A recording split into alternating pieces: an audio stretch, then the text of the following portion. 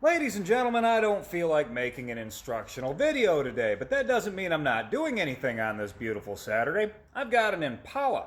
I've got to change the transmission in this car. It's a little slow going today. I did get this cradle down and out of there. From here, there's really not much to pull in that transmission, other than it being big, long, awkward, and really hard to balance on a transmission jack.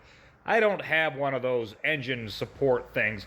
That's just what I do. I've got lots of 4x4s laying around here, and that's never failed me. I've got all of the top bell housing bolts out of there. Who would have thought a 3500 with leaking intake gaskets, right?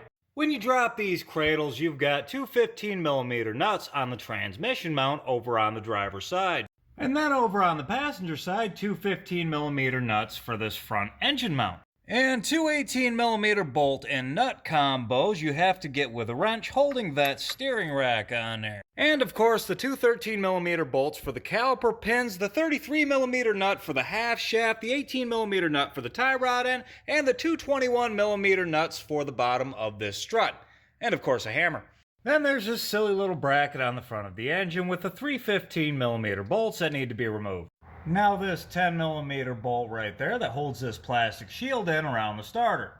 Then of course the two 15mm starter bolts. Once those are out, I'm just going to tuck the starter up behind these AC lines so it's out of the way. A bit like that. Now I got to get those torque converter bolts. The Impala has three 18mm torque converter bolts, I think. It was indeed three. Now that those are out of there, there's a bracket on the other end of the transmission on the passenger side that's held on by, I believe, 5 bolts up in there. That little metal bracket right there. I'm going to take that all the way out.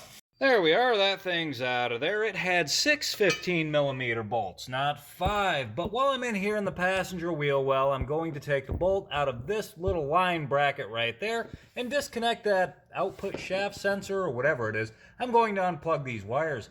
Then way up across on the other side of the transmission, you can't really see it, I'm going to reach with a long extension through here and take out the last bell housing bolt, which is sort of tucked in back there. It's kind of hard to get to.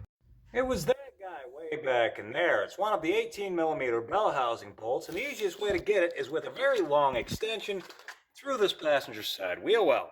I think they're all out now. At this point, the only thing on this transmission I need to disconnect before I can take it out of there are the transmission cooler lines. So I'm going to slide a pan under there, disconnect those lines, and I'm going to pull these CV axles out. You might be wondering why I didn't do all of that stuff earlier. It's because I don't want to lay in fluid if I make a mess. So the last thing, if possible, that I will disconnect are lines or anything that might leak fluid. See what I mean? Every damn time.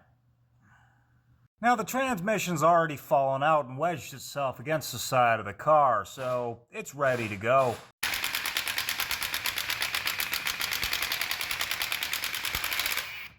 And down she comes.